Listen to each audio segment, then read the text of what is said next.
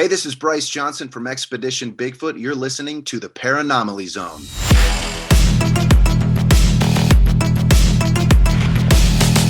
Look, I know the supernatural is something that isn't supposed to happen. It does happen.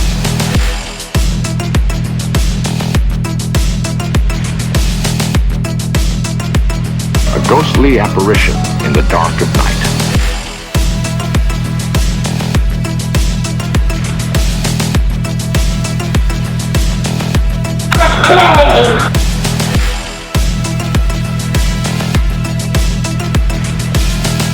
Human sacrifice, dogs and cats living together, mass hysteria.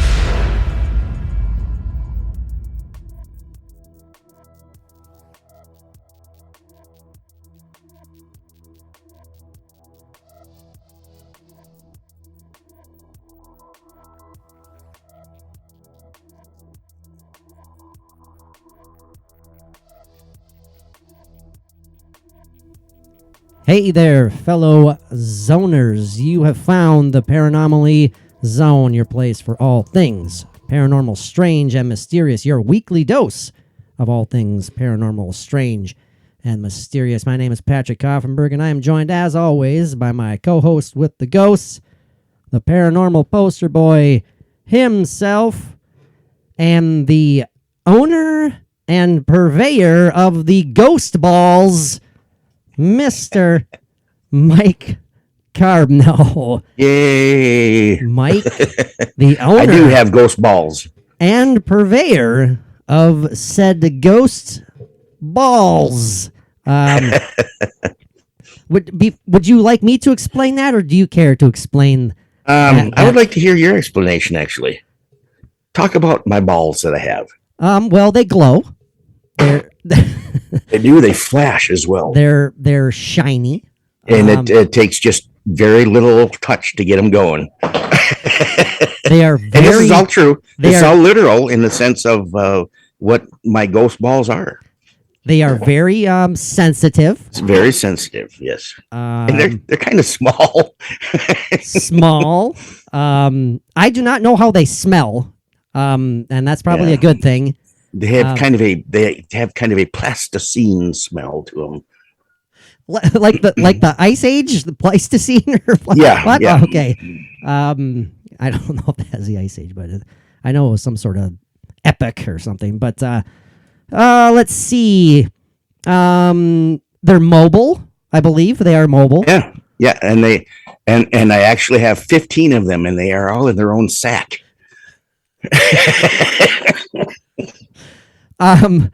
They are reactionary.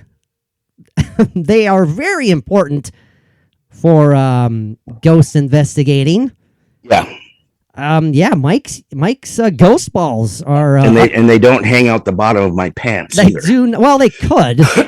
They could. Yeah, depends on if you have like holes in your pockets or or put a long string on them and let them hang.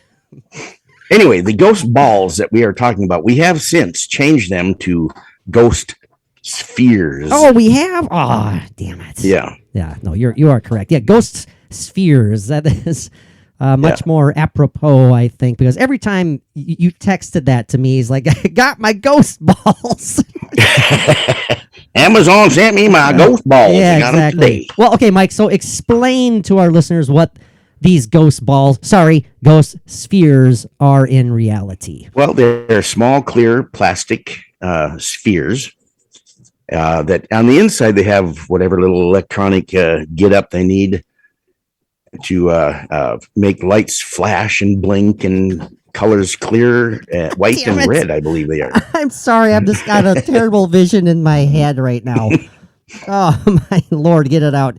Get it out, Lord, help me. Okay, go ahead, Mike, please. And anyway, I ordered them off of Amazon. I got 15 of them. They are motion censored. They're small spheres that will light up with the slightest vibration or little touch to them. And they are not anatomically correct. Oh, God, I got to get my head out of the gutter. I know. Yes, these are for paranormal purposes. Yeah. Solely for paranormal investigations. But Mike went and ordered them, and we're pretty excited. Still preparing for the Sally house, yes. And I was thinking we could, put a few of them on some stairs going upstairs to the Sally's bedroom, or like on the floor between where we might be and the basement door, something, anywhere you want to put them. There's 15 of them. We can just scatter them around. Oh, absolutely. That you can use those as like, perhaps like, please maybe use your energy to move some of these, Right. Yeah. If, yes or no questions, make it flash or there you go. or not. Yeah, and I've bought quite a few extra batteries. I got a good deal on them. Yeah, we'll definitely be loading up. So on we stuff like that. have a lot of batteries. And when I ordered the spheres, I also ordered the parabolic dish, and that we have. That's going to be awesome. That I think you threw out the idea of putting that like towards the basement where where we could listen. We could listen to the whole basement from the top of the stairs. Yes, because we are not allowed to go to the basement. Right, for safety reasons, I guess. I don't know. Yeah, absolutely. So, but that'll be pretty fantastic. But yeah, so it'll be great, and we can record on that, and we can also use a digital recorder to transfer onto that whatever we record also. And we will finally be able to use properly the thermal that we didn't really get the to. Thermal. We didn't get to use that at all last time that we met up. And then since then, the night vision camera will be properly put to use. Yeah, the night vision camera, video, or that's what I just said, or stills. Oh, did you? Yes. Yeah, that was yeah. Yeah. Plus, we have our old standby stuff. We got a couple of the EMF meters and the K2. Yeah. Spirit box. I think we're pretty set. I think we're pretty darn set for a freaking awesome night. Mike, it is 2 Fridays from tonight. We are recording this right now, Friday, October 21st. Not next Friday, the following Friday. It's coming fast. Man, that came fast. And like I was all stressed out and nervous yesterday, or was it 2 days ago? I can't remember.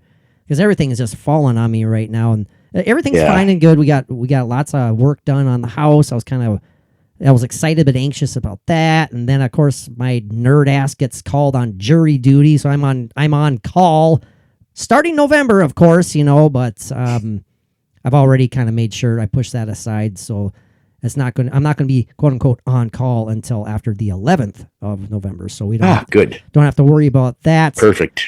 But I still don't want to go to serve jury duty. God damn it. No. I know. But you're only on call, though. It's not like you're guaranteed. Very true. Very true. Very, very true. Have you ever have you done jury duty, Mike? I have been notified twice about being on jury duty. The first time, I didn't have to go in. I called the night before to make sure that it's still going. I'm going to sneeze. I got a cold, everybody. Yeah, Mike's a little under the weather. That's fine. But they called. But anyway, you called the night before. I did have another one that I was called for, that I actually went and sat in on the process of choosing who was going to be on the board. Okay. In the jury, and I did not make it through that. So, that's the furthest I've gotten. Before they started their court, I got to leave, so I was happy about that. So yeah, they were able to break through your facade, and they saw the true hateful bigot of a man that you are, and so they didn't choose you, right? Yeah, and they didn't like that I was coming in there swearing and yelling at everybody. So. Right. And I'm totally kidding, of course. You have to put that disclaimer out there every time you make a joke like that. But yeah, so I'll be on call. So, but I was kind of stressed out about that the other day and other stuff. I've been under the weather for the last 2 weeks, and like I mentioned before we started recording today, it's like I finally feel like the closest to normal that I have for a while.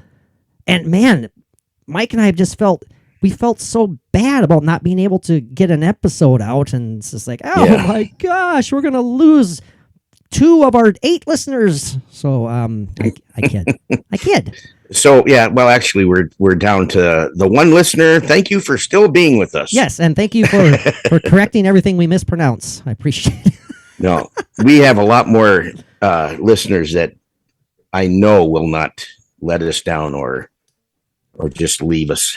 So, Mike, speaking of that, oh, by the way, we have a great freaking topic tonight. We do. We are returning to our The Haunting of series. Yeah, we got a good one. We're talking about the haunting of, believe it or not, VLAD the Impaler, man. So, that's not the Impaler Man, just the Impaler. Yes.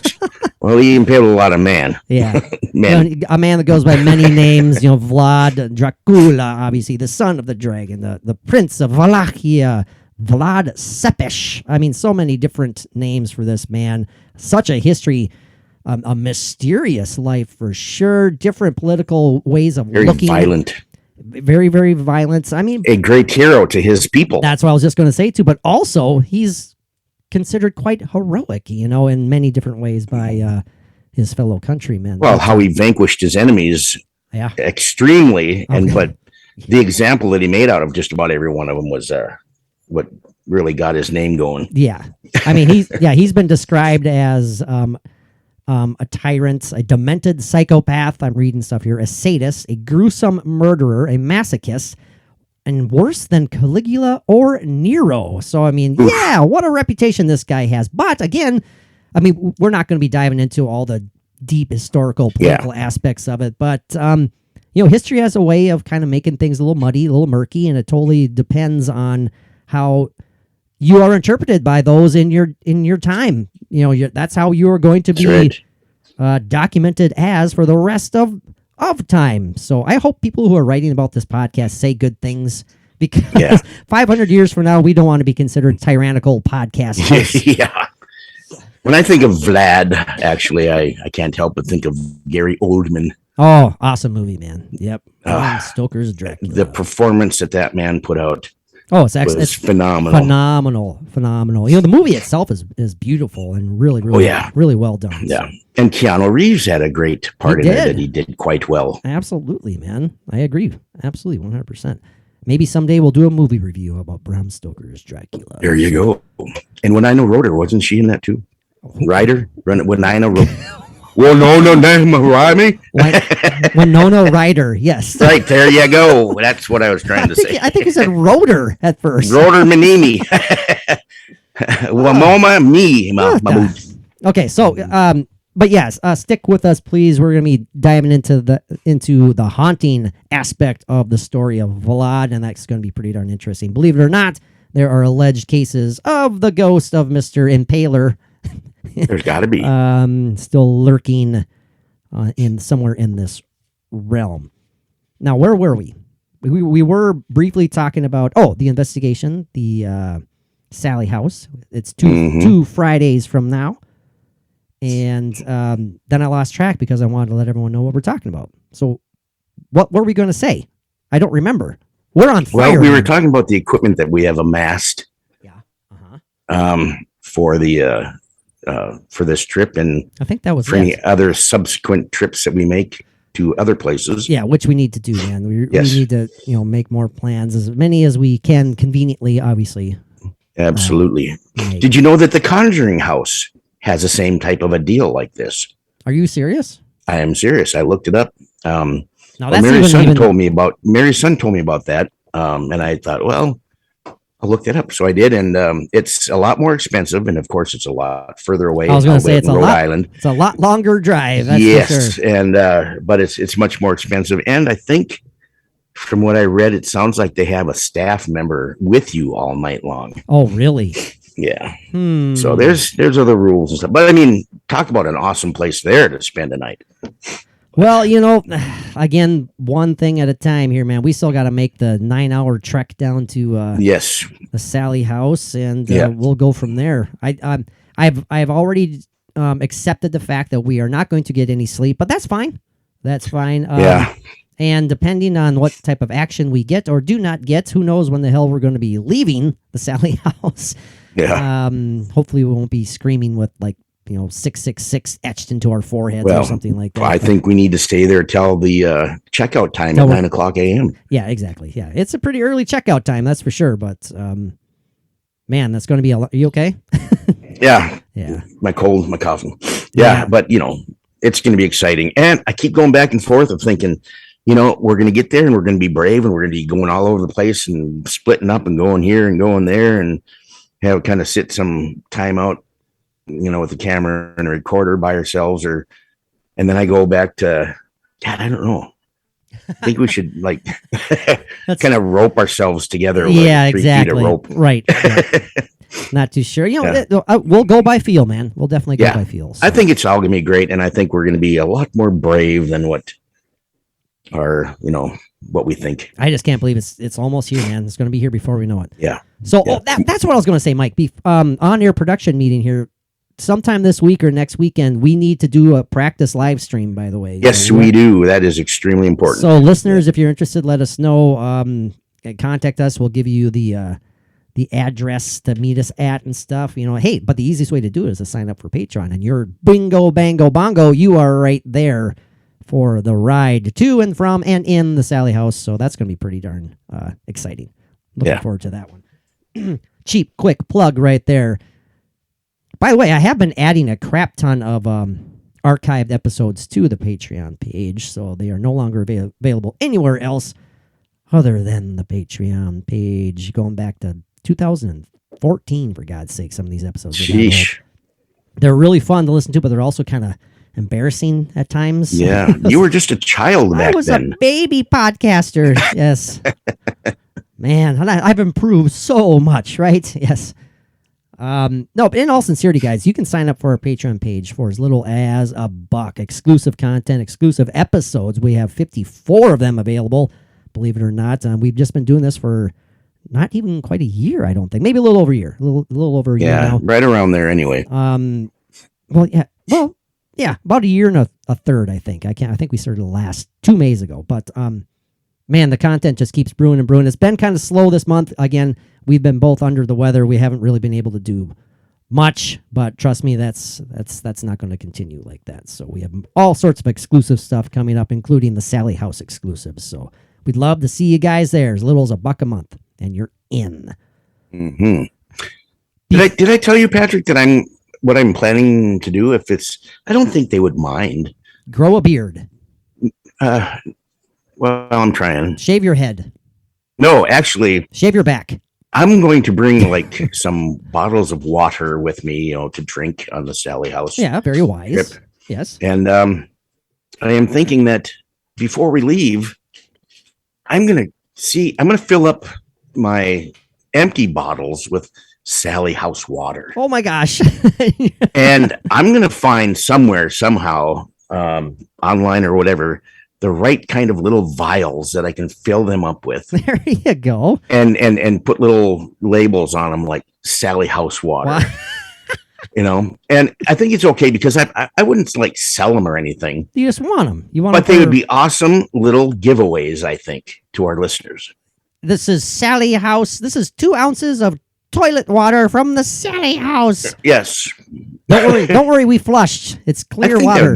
I think that would be interesting. That's kind of a cool idea. Yeah. Why not? Let us know if you'd be interested in something like that. Yeah, a little vial of Sally House water. Oofda. Compliments of Patrick and Mike. Well, solely you, because that was your brilliant idea. So. Okay, before we move on here, I do have I got to do this as briefly as I can. And now I got to find my text message exchange with my brother Joe, sometimes co-host, formerly known as Mr. Show. My brother Joe, he texted me randomly the other day, and he started talking about another one of these weird, flippin', kind of odd paranormal experiences that he's had. There's no other way to describe them other than... Is this at the school? No, this is another one of his... This is something that he talked about with us on the podcast episode that us three recorded together. The one that you were feeling don't remember. Yes. So that'll never happen again. Well, don't say never. It was pretty well, cool. Yeah, because I don't drink that shit anymore. He needs to refresh my memory too. But he's had odd moments throughout his life, going back to when he was a kid, where he has experienced and seen something that the only way he can describe it is like an apparition, but it's not. It's like he says he thinks he's awake.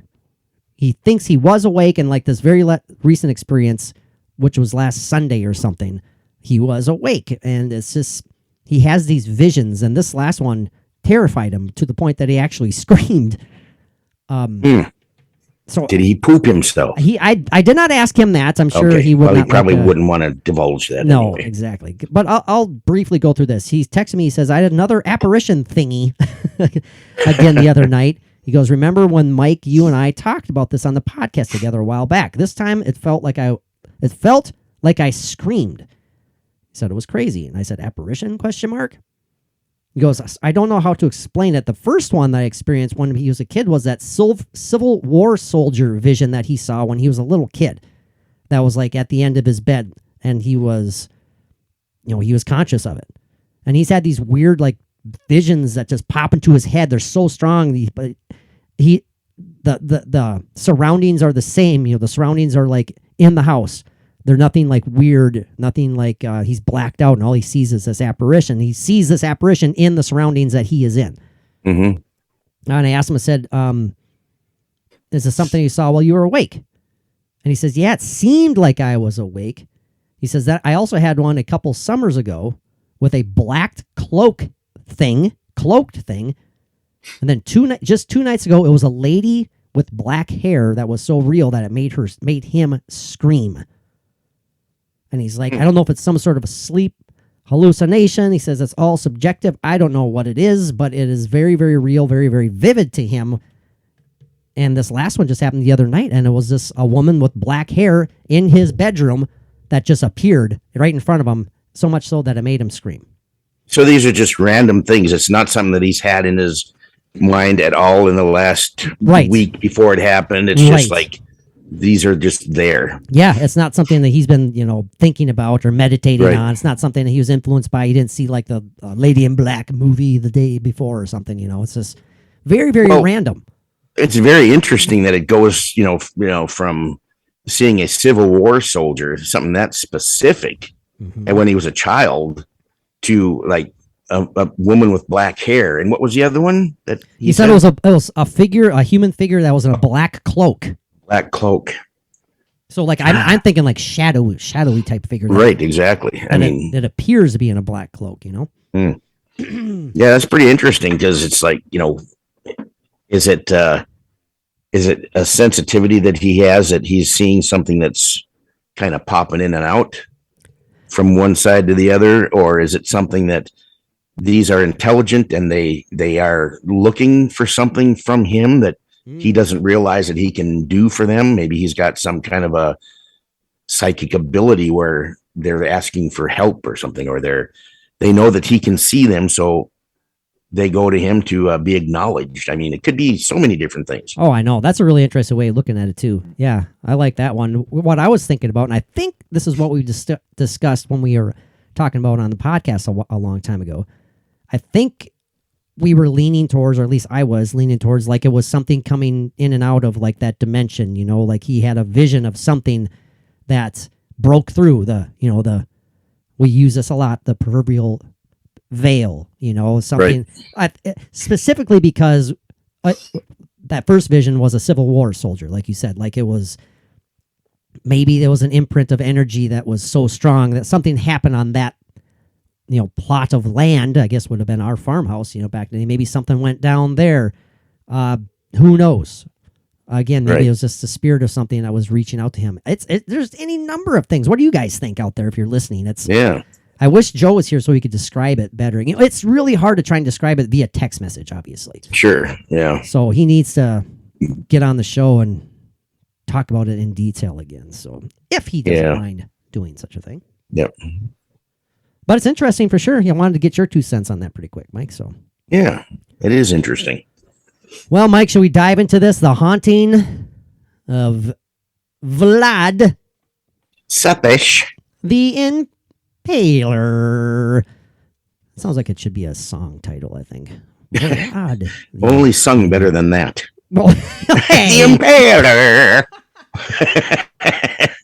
You didn't like that? Damn it. Yeah, some of the names already know. Vlad Tepes, Vlad III, Vlad Dracula, the son of the dragon, prince of Wallachia. Born in 1431 in Oh, remember, Mike, how it's Yes, pronounced? Saisora. Isora, Romania. It's Died in kind 1476 at age 45 in Bucharest, Romania. Well, that's the one. The mystery starts right away, even at the time of his death, because it's not necessarily known if it was sometime between what the hell did you just say? 45 and 47. 1448 through 1477. No, that's when he ruled, was 1448 through 1476, and it's not certain which year exactly that he perished. Yeah, he was killed ever so politely by having his head cut off, by the way. Yeah. So, hopefully, maybe he felt it. Who knows? Interesting side note, when I was very young, I must have been maybe 11-ish. The famous portrait you see of Vlad, which, it's got the hat on with the star on the front and the mustache goes, that long, his cheeks and everything. You know what I'm talking about. Sure. I actually drew that when I was about 11 years old, and I wish I still had it. Oh, really? Because it actually turned out pretty good. No kidding. Yeah, it was just a pencil drawing, and I liked it. You just like that image, and that's what captured I was into that back then, as I am now. Dracula, the whole horror thing. Oh, sure. Horror. So, horror. Make sure that's so I clear. just, I'd really had an interest in Vlad going back that far. Now, you'll have to forgive me here. I have my ever so professional notes here. I wrote a shit ton of stuff down. You can hear them right here. We're going all over the place. That's why I was struggling to find the exact years, because I couldn't read my own damn writing. I was so... I have actually very nice handwriting, but when I'm taking these notes, I try to write down as much as I can very, very quickly, and so I write it in only a way that I can understand it. And then later on, even I can't understand it. Right.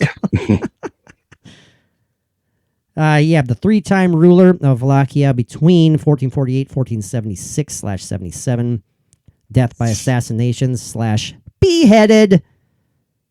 He is part of the House of Draculesti. I apologize if I'm butchering that. One of the 2 rival lines of the Wallachian rulers of the House of Basarab, the other being the House of the Dynasty. Again, the nasty. That's right. That's what I heard. That's exactly what it is. We're Dracula. The nasty. We are the nasty. Seppish. Now, again, there's lots of kind of conflicting portrayals of Vlad, the historical figure. We briefly touched on that.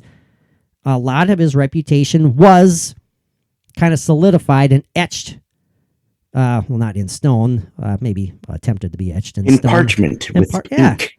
Was kind of political propaganda by his enemies, his right, exactly, yeah. And so just the reputation of the viciousness, yes, and the tyrannical nature of this brutal man really started during his lifetime and just continued to grow. I mean, we're still talking about him right now, for gosh sakes, and it's it will be. I mean, forever. Yeah, it's not going to end. Yeah.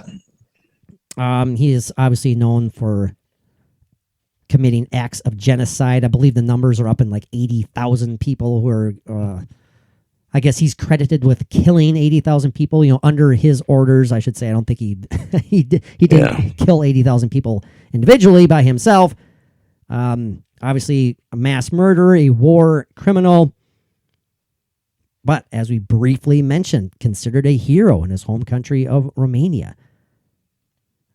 Some of the notes I have written down here: Romanian artists and Romanian histories, many Romanian artists and Romanian historians depict Vlad as one of the greatest rulers, emphasizing his fight for Romanian independence, emphasizing his defense of the German and Turkish invasion, emphasized as a great military leader fighting for Romanian independence, and so on and so forth. And again, those conflicting portrayals of the real man himself. Yeah, he was up and down a little bit with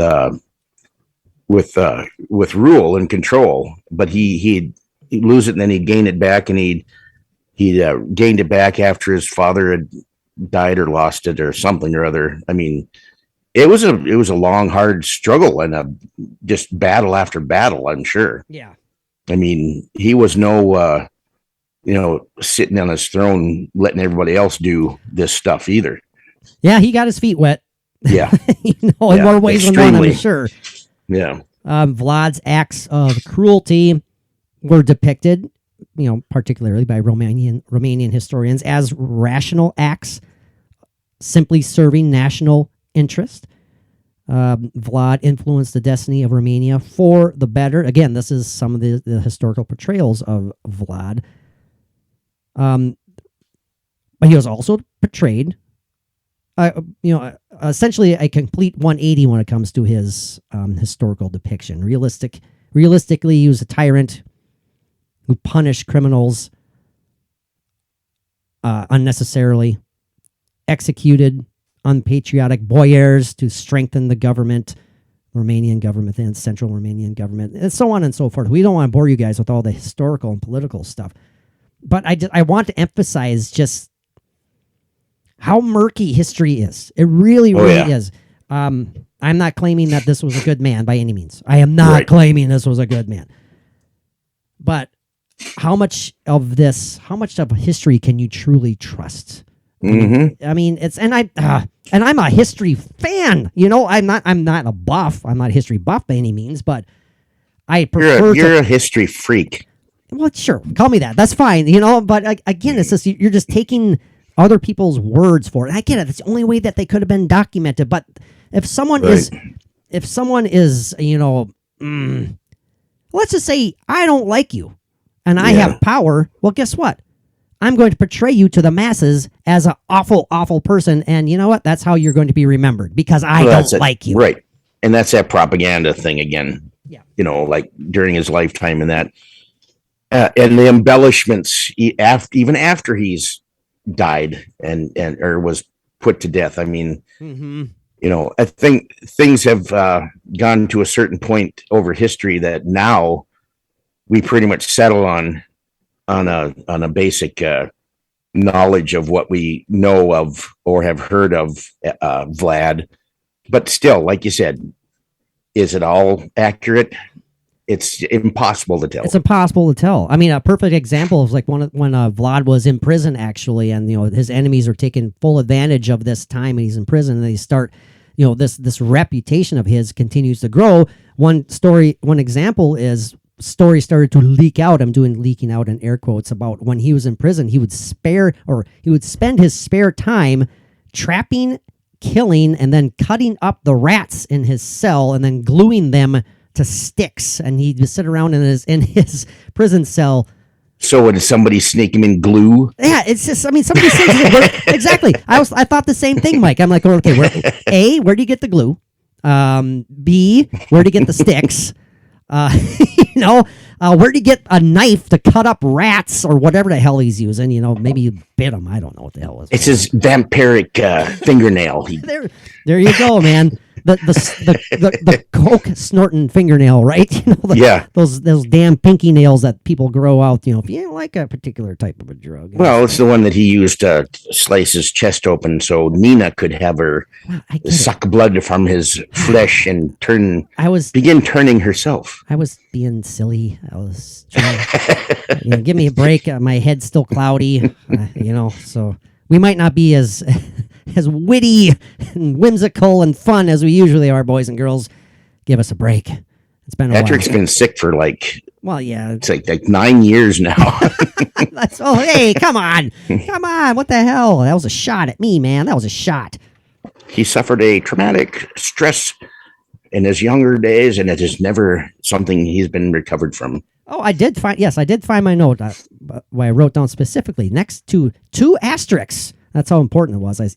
80,000 murdered at his command, in parentheses, impalement. So again, that's how like a lot of the legend, Vlad the Impaler started, because that was his method of choice. And there is truth to that impalement. I believe. I mean, that's a very historical. Oh, absolutely. Account of Vlad. Well, there's also stories that just get unbelievably vile and grotesque about his absolute pleasure at torturing his victims. There's stories, I'm paraphrasing here, where he actually sat and dined with his future victims knowing full well that they were all going to be executed, and he sat and hung out with all of them, watching them all be murdered and they're executed, including mothers and their babies. Right. Yep. And I've also read where he was known to drink their blood, which is another indication of the Dracula. I mean, that's a later date. How can Dracula. we can't talk about Vlad the Impaler. We can't get to the haunting aspect of this, the supposed haunting of it, without talking about his connection to, again, Mike, vampirism, however you choose to pronounce that one. I'm going with vampirism. It just sounds better. Right. And I'm probably wrong. But as you mentioned, Mike, stories like that, particular one and several others, the legend sparked right there, it's just continued to grow and grow and grow. I mean, just be honest, Mike. Do you think that Vlad the Impaler was in any way, shape, or form an actual vampire or someone who practiced vampire acts, I guess? I think, he was definitely not a vampire. He was somebody that was wicked enough to, have that persona that came from his story. I mean, he was what Bram Stoker applied to his character Dracula.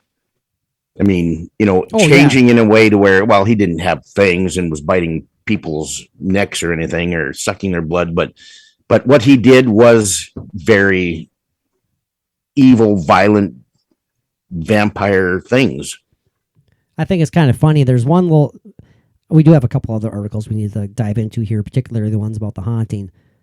But I found this interesting article. 16 grisly facts about Vlad the Impaler and his brutal war tactics. So that's kind of interesting. Yeah, as you mentioned, Mike, his father's assassination pushed him over the edge. I want to get down to some of these grisly acts. Yeah. According to this, he once impaled 20,000 people in one day. Says that perhaps the climax, terrible word, of Vlad's penchant for impaling came in 1462. After fleeing an Ottoman advance, Vlad left a so-called forest of the impaled in his wake. According to historical accounts, no less than 20,000 prisoners of war had been impaled, their bodies decaying on pikes. But then it says whether or not 20,000 people were actually impaled remains debatable, but Vlad nonetheless built a chilling reputation for his gruesome war acts. Vlad impaled enemies to scare people, and there's a gross depiction of one of the impalements, Mike. I don't know if you can see that one right there. Right, yeah. Impaled up the anus through the mouth. Yikes.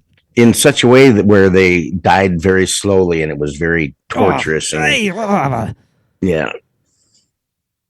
Gruesome story claims that Vlad nailed turbans to the heads of Ottomans. One of the cruelest stories in the vast repertoire of Vlad involves his biggest enemies, the Ottomans.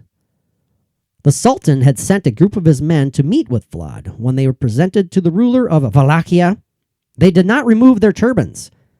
It was nothing personal, they claimed, just a religious custom. Well, Vlad was not pleased. He would declare he would help them keep their turbans secure, and he did so by nailing them to their heads. So they didn't survive very long to suffer with that. Yeah. Good Unless Lord. they were used very short tacks. And it just hurt very badly. And then he would sprinkle lemon juice on them. God damn, he's like, hold still, will ya? God dang it. Come on. Or actually, you ever seen those upholstery tacks where you can hold on like pieces of like a cover on a couch? They're tacks, but they're like they screw in like the. Oh yeah, I know that what you're would talking. work. Oh, that would be torturous. I like the added lemon juice effect though. That was Well, yeah, because it'll heal and you won't feel it. It's just a little tack in your head. He's like, all right. The first victim has their turban just bolted to their head with a 4-inch spike. They say, okay, for a little added juice, no pun intended, bring out the lemons. And as the one is there with the turban tacked to his head and the other one's being prepared to be tacked, the one that has been tacked is saying, it's not so bad. It's not so bad until they put the lemon juice on it. I know. God forbid the lemon, not the lemon juice. Anyways, Vlad was accused of washing his hands, and you guessed it, the blood of his victims. Again, part of the reputation. I would hold weight to the idea of Vlad relishing in his building reputation, perhaps. Oh, sure. And by committing such acts as that, it's like, oh, I'm going to, let the story out that I washed my hands in the blood of my the more, people that fear him, the more power I'm sure he feels he has. Oh, 100%. So, yeah. Vlad's enemies claimed that Vlad impaled mothers and babies together. Parts of Transylvania were also vulnerable to Vlad's wrath. He targeted civilians. Not only did he employ scorched earth policies and poison village wells, but he also impaled men, women, and, according to some, even their children. One account even claimed Vlad impaled babies onto their mother's breasts. Vlad once paid sick people to spread their disease amongst the Ottomans. So, yeah, he was, if this is to be true, he was an awful person, obviously. There's no getting, there's no getting around that fact right obviously there. And distinctively. Yeah, lemon juice or not, you're not getting away with that one. Yeah. There, buddy. But they had a hard time getting lemons back then, so they had to use muddy water. That's very true. To cause infection. Great musician, Muddy Water. I need to find my personal list here. Talk amongst yourselves. There it is. But getting back to the vampirism aspect, it's definitely he's obviously known that it is obviously known that Bram Stoker took the family name Dracul, the Draculesti, the House of Draculesti, as high influence for his legendary story. No doubt about that. And I'm sure that helped spread the legend of VLAD the Impaler as well. Now, I guess I'm ignorant. Was he considered, has this whole Vlad as a vampire, Vlad, practicing in vampirism, however you want to pronounce it. I'm sorry if I'm butchering it. Is that more of a modern legend, or is that something that was during his time? You know what I mean, Mike? Do you know anything about the whole that? vampire thing? Yeah. Well, wouldn't that have, I think that started as, didn't that start as when Bram Stoker in the 1800s took him for his story of that's what I was thinking, but I didn't know if there was any aspect of that legend that was growing while he was still alive. That's why. Yeah, that's a good question, actually. I don't know. Our listeners are well more informed than us, highly informed, and I'm sure they will let us know. But, people tuning into this podcast know that we love talking about all things paranormal. That's what it is all about. Again, we highly encourage you guys to do a deep dive into the history of Vlad. I mean, we're 42 minutes into it. We need to get into the haunting of it. Yeah, no kidding. Jump on it. Sorry, Mike. God damn it. Back off. All right, let's see here. Well, let's just we'll go right to, I am reading from ghosthuntinginNewEngland.com. And the article is simply called Places Haunted by Vlad the Impaler. Now, Mike, we talk about this a lot. If, just based on what little we know about the history and the life of the real man, why would there be a lingering ghost, a lingering energy of Vlad the Impaler still in this realm? What's the first thing that pops into your mind? Well, pure treachery, pure, just by evil acts, by the impossibility to rest after he may have gotten some kind of a life review, maybe after he died. Oh, that's like, a great I way of screwed putting up. it. That's Mike. That you're almost referencing like a god almost. That like a higher power who was Yes. who well, for lack of a better term, judges us at the very end. Well, no, at least lets us know how bad we were during our lifetime. And then like, well, you were naughty, so you are Yes, you were banished back to Earth. during the time after our death, when we are made to feel everything that we have done to and against other people during our lifetime. Okay, very well said. Very well said. I don't know if that's true or not, but it sounds good. Hey, you sounded. Igor, did Mike sound educated on that one? No. Oh, No. okay. All right. Well, I think turn around the corner and you see the ghost of VLAD the Impaler. Obviously, you'd be like, yeah. Sorry. Well, it'd be worse though if you saw the ghost of VLAD the Impaler and you ask him questions like, "Are you VLAD the Impaler?" and all you hear is, Nope. "Damn it!" That's comical. And but we have to spin it this way too, Mike. There's more than one way to interpret the word haunting. I mean, this man's life was haunting. It was haunting and haunted. and I mean, haunted, and that's when we're using the phrase or the phraseology haunting of in a very negative, downright evil, nefarious way of looking at it. Let's dive into some of these ghost stories, though. Are you ready for this? Are you ready? I for am this? ready. I have been since before we started Well, recording. I am You sorry. keep rambling. I apologize. I have been sick. My mind is not I'm focused. still sick. My back hurts, my feet hurts, and my knees hurt, and I can't walk right, and I can't even eat because my stomach doesn't even feel good. You think I'm happy sitting here talking shit like this? No. Yes, I'm extremely happy. God damn We've it. missed too many nights, so let's go. I know. We're rusty, man. We're rusty. I'm sick. Mike's falling over now. What the hell? Oh, man alive. Oof, It is good to be back, though, man. It does seem it like is. forever ago. So we'll get back to our usual routine here. Yep, tight. Okay, some of these alleged haunted locations and stories of Mr. VLAD the Impaler. I'll go through Sepish. The most I'll go through this as briefly as I can.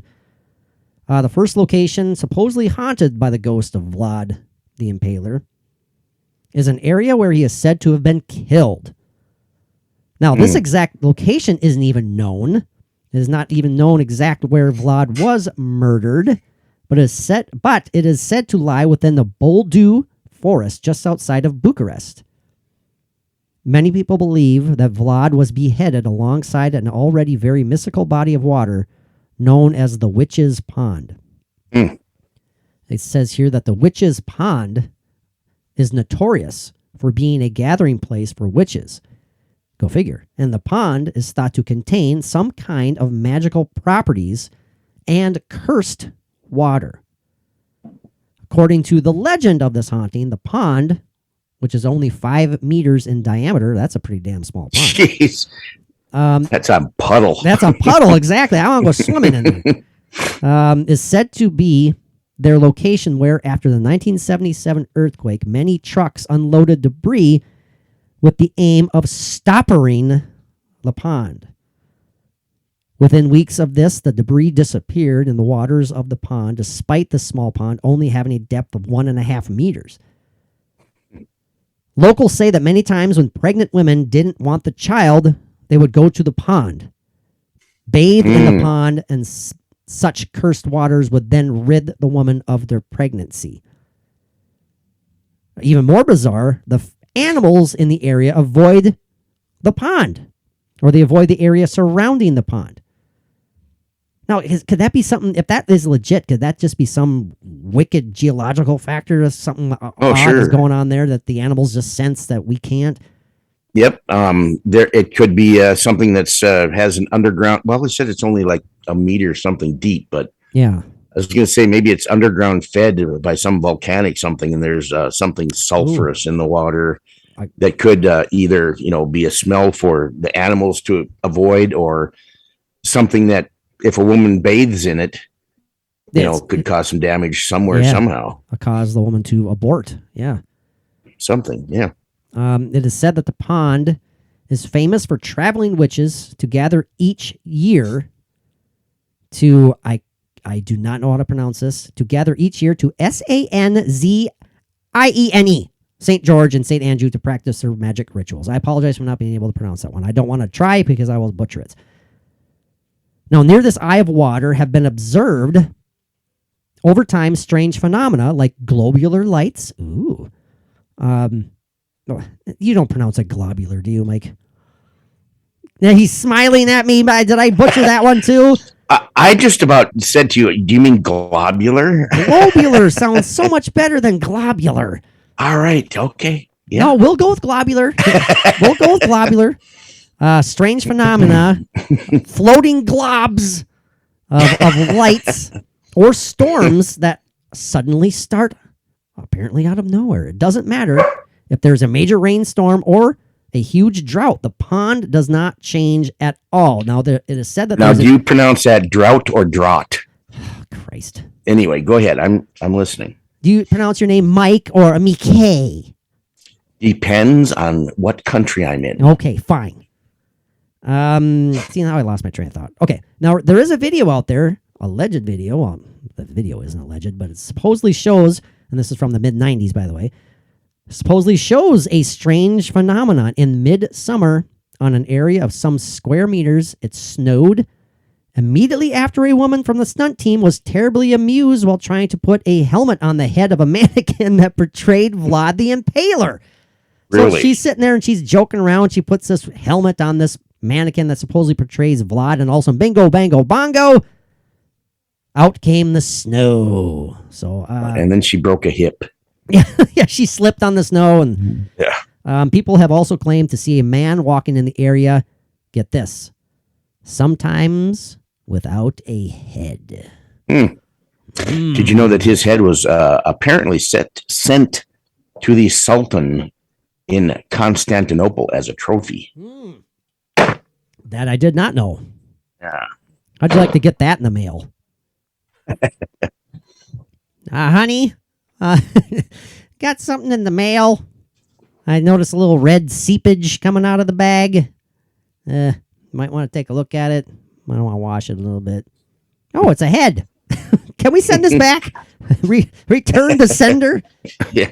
Return the sender. Ooh. Address or no? Is that That's as far as I go. Was that Barry White doing Elvis? It's my cold voice. I know, I hear you. The next haunted location is Corvin Castle. This is where supposedly the ghost of VLAD The lurks. Corbin Castle. Corvin with a V. Corvin. Okay.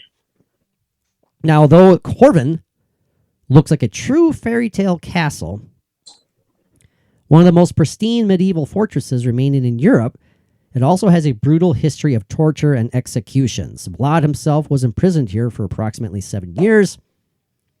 It is said that he survived, here you go, this is where I got those notes, survived by drinking the blood of rats and was slowly driven to insanity inside his dark cell. Some say that this was a driving factor in his bloodlust. However, the legitimacy of these stories has been questioned. Because as you will learn, if you listen to our... Oh, forget it, blah, blah, blah, blah. Since VLAD's death, some say his spirit has returned and become trapped in the dungeon, just underneath the Hall of Knights. Though some say this could just be residual energy left from his stay at the Corvin Castle. That would be more of my... That's what I would be leaning to. If there is an energy of any sort, an imprint of any sort of VLAD at this castle where he was supposedly imprisoned, I would think it would be that. Mike, wouldn't you? Like more of a residual imprint by his negative presence there. Absolutely. That would make complete sense. So is there, Mike, again, I know we've talked about this before on podcast episodes of the past, because it's one of my favorite topics. I love talking about it. I love thinking about it.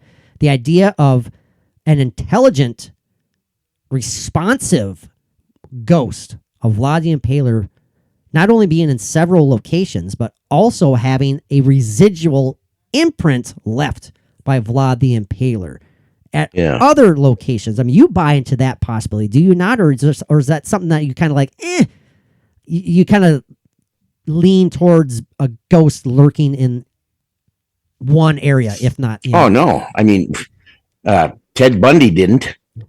Great point. Great example. Great example. Yeah, I mean, especially with something with that much negative energy and that much, there's got to be some extreme power to that energy that was put into it over the years that he was doing this. That, especially I would be very surprised if there wasn't residual energy all over the place and him himself, just bopping all over the place.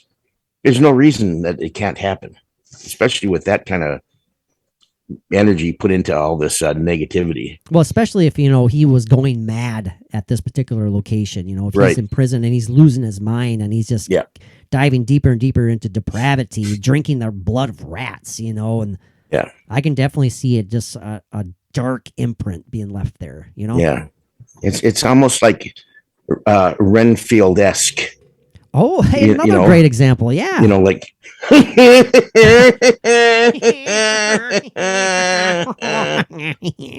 yeah. Oh, that hurt my chest when I did that. Love that character. How about this question? I love thinking of these random dumb questions. And I love throwing them at you.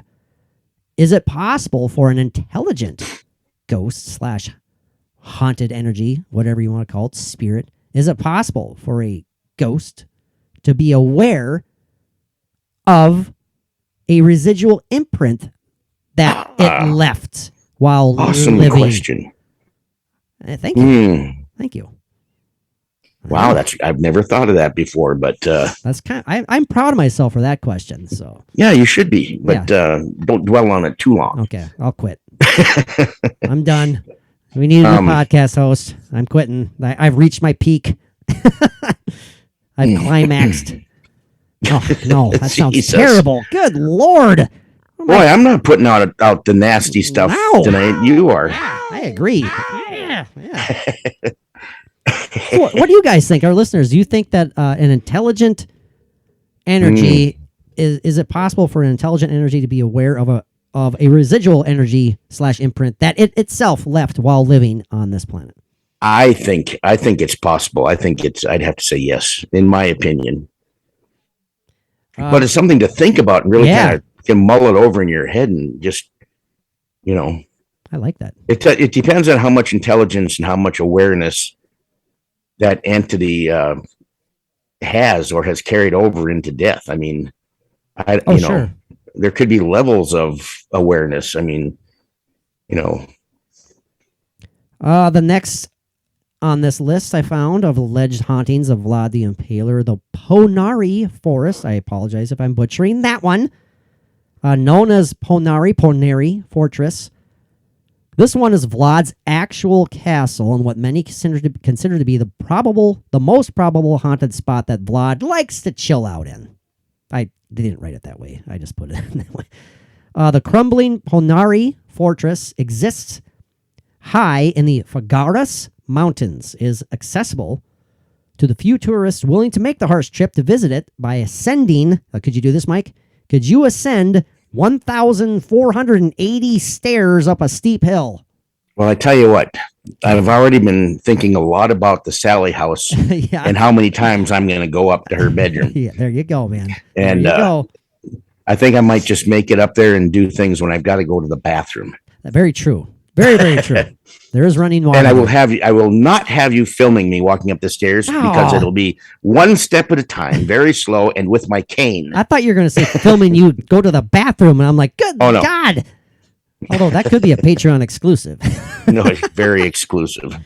So exclusive, it's not even going to happen. Yeah, ascending 1,480 steps up a steep hill. Unlike Bran Castle, which has been heavily marketed to the foreigners as the actual Dracula Castle, Ponari Castle actually has true ties to Vlad Tepes. Yet it remains a rarely visited attraction due to its remote location, accessibility, and likely due to its small size and deteriorated state of appearance. Man, I'd love to see this damn place. Oh, yeah. Maybe they can drop us off by helicopter. Maybe they can. Just dump us off the top right there. All right. Now, a hot air balloon, we can just, simmer on down there. Ponari Forest and its surroundings are said to be insanely haunted. Legend has it that Vlad spotted this ruined castle and its strategic position, so he claimed it and enslaved his enemies to rebuild it. Many of these workers died in the process. Once the project was completed, legends state that these slaves were then executed by impalement. Go figure. Eventually, the castle came under attack and was seized from Vlad. He famously managed to escape by turning the horseshoes backwards on his horse to fool his enemies. Oh, jeez. Whoa. Wait, what? Okay. I don't think Clint Eastwood would even have thought of that in a fistful of dollars. Jeez. Vlad, Clint, Maybe when he's played Rowdy Yates, he may have. But that is really bizarre. Any horse lovers out there? I didn't know that was possible. yeah, is it possible for a horse to walk that way? That is really interesting. I'll have to ask Bridget about that. Bridget is It's got to be hard on the horse. familiar with horses. Now, the most famous alleged ghost story associated with the haunted Ponari Castle is related to that of Vlad Cepish's wife. Right. It is told that during the siege upon Ponari Forest, which Vlad managed to escape from, his wife was actually left behind. Now, out of fear and desperation, she flung herself from one of the castle's towers off the side of the mountain to the Argy's River below. Sadly, the option of death seemed more appealing to her than the thought of being captured by invading enemies. Now, knowing blah, blah, blah, I'm skipping little things here. It says, legend has it that the river ran red with her blood and was nicknamed the Lady's River. Since then, many claim that Vlad's wife continues to roam the ruined Ponari Castle. Many have claimed to sight what they believe to be her apparition within the castle as well as near the river, cutting through the valley below. And I can't leave this example alone. Several sightings of the ghosts who were enslaved and killed in order to rebuild the castle have also been rumored to haunt the area. That I definitely believe. Oh, sure. Being a slave and just being forced into hard labor and then being executed for everything you did, for your hard work and your toil. I mean, we have a black, dark history, man. We have a ugly history in a lot of ways. And yeah, I can see that as being just talk about being, doomed forever. Yeah, man. Well, that would be months of building up from the trauma, the energy. Yeah. And then the final act of being impaled until you die. I mean, that's now, Mike. It's so extreme. Another thing that we've talked about several times, and it's an aspect of a lot of paranormal programming out there. Excuse me. Like the ghost hunters, their famous tagline for the first few years was, "Hi, we're ghost hunters and we're here to help." That's what they always want to do is help either the families or perhaps even those who have passed on, who may be trapped. Is there, Mike, hope? If this is true, if there's like these doomed spirits of these, these poor tortured, slaved souls, can they be helped? Can they be saved? Are they literally doomed forever? No, I think every reason that they are trapped there it's not their fault whatsoever. Right. I mean, they aren't like imprisoned there. They aren't like sentenced. But obviously, for eternity there. If they're still there, though, I mean, but then again, I'm thinking of time as we know time. Right. Yeah. There's no comparison there. There is no what. Yeah. They would have to. They would have to have the right help and guidance, and with all that went on, I mean, and the way they died, they're just stuck there until they're released. And what process that would be, I don't know. Oh, man, I would just, I would hope to God that those sightings or the people who claim to have seen these, that they're seeing residual energies. Right. I don't want that to be a trapped intelligent soul. That's just, that to me, that's very, very, that's just beyond sad. Yeah, could you imagine trying to communicate with one of those trapped souls if they're intelligent? Oh boy, that would be very moving. I think. If Yeah, that's the stuff that you can get over a spirit box or whatever. Oh, I would. Yeah, I'm a sensitive person. I think I would probably be moved to tears. If something like that truly came through. I'm not joking. All silliness aside. I would too. It's like I've seen things about the concentration camps and the energy that's left there from that trauma. Oh my God. And I've watched videos of young kids, school kids, touring through these places, and they are just besides themselves with emotion. And I know I'd be the same way. It'd be the same kind of emotional feeling as if you were there with these people that were impaled. I mean, I don't know. I've had dreams that are like so real about going to one of these, like Auschwitz, and witnessing things that I didn't even. I think I might have said this dream one time or another on the air, but I had looked up places like that and found what I had in my dream that I didn't know was actually at these places. Oh wow! And that was amazing, and that was an emotional thing.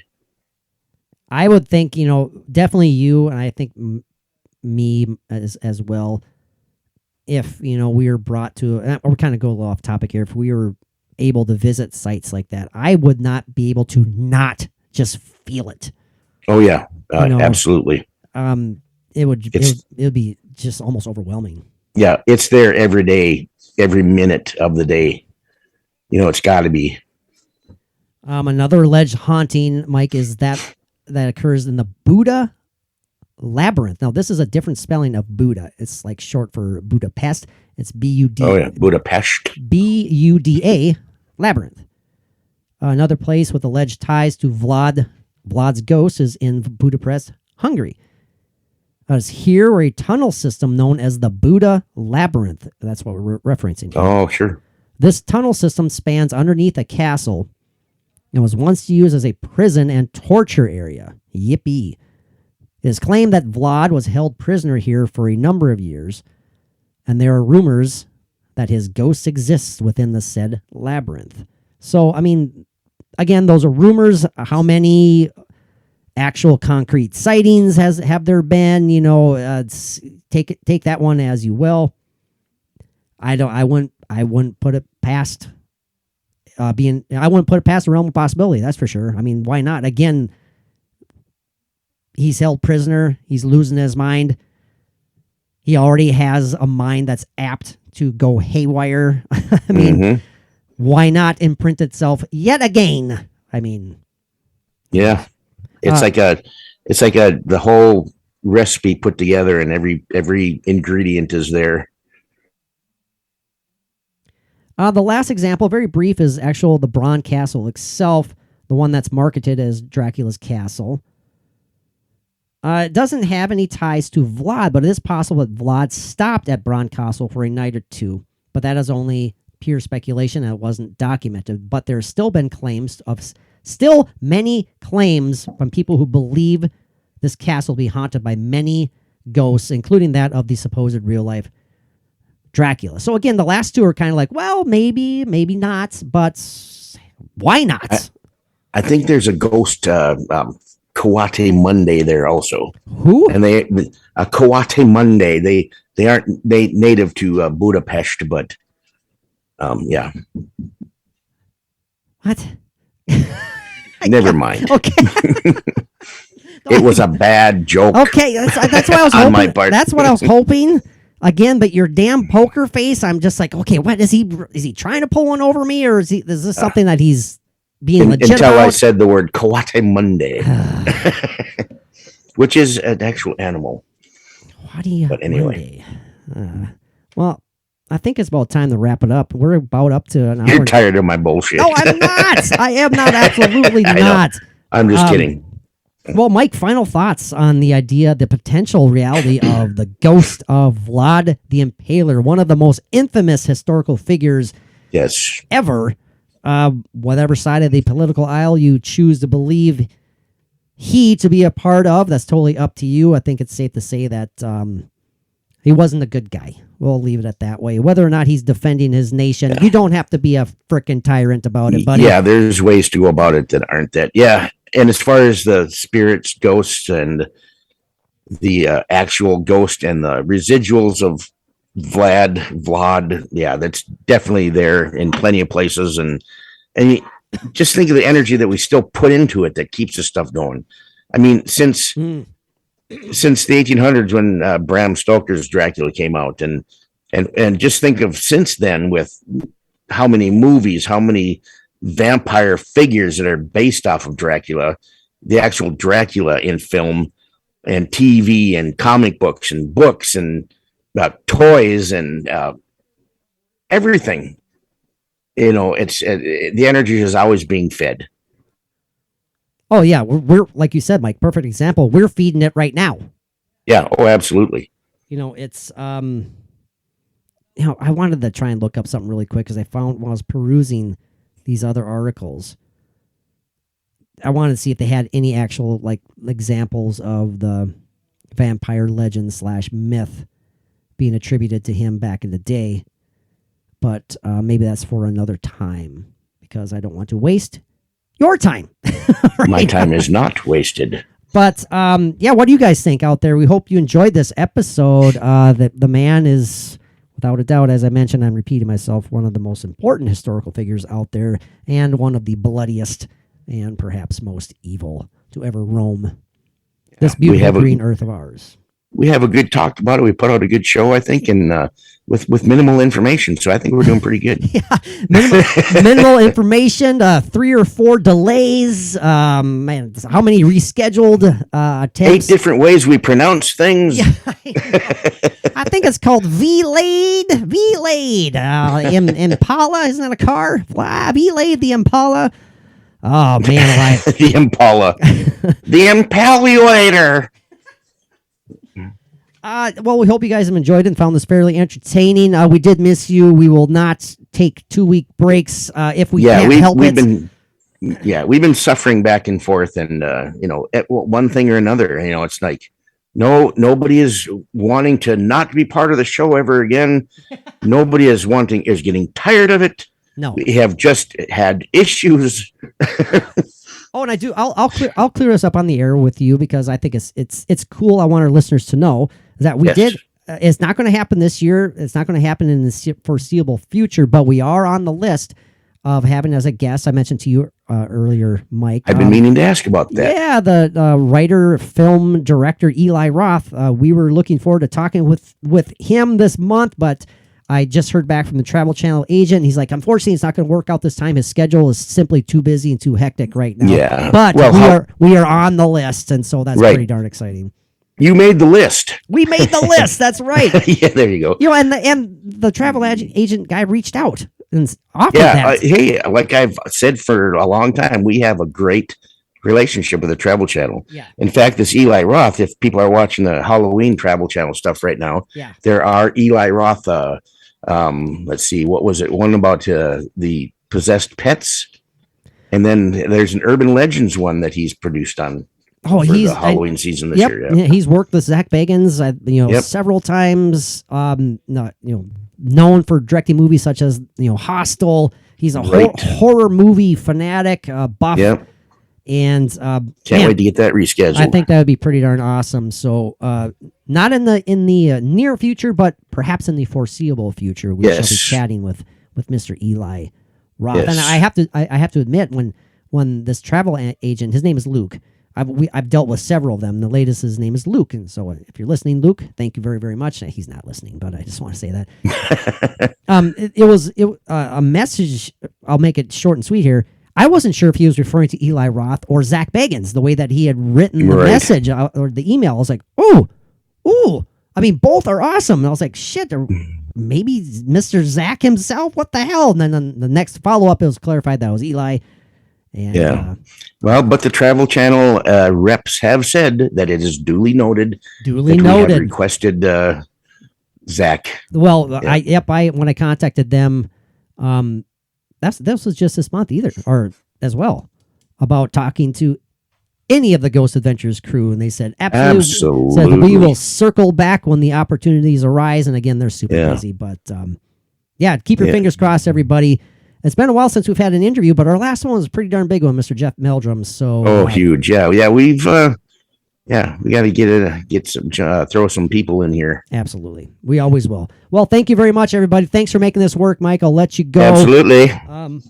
Yeah, without any further ado, what do our awesome listeners need to do, my friend? The awesome listeners need to peace out as usual.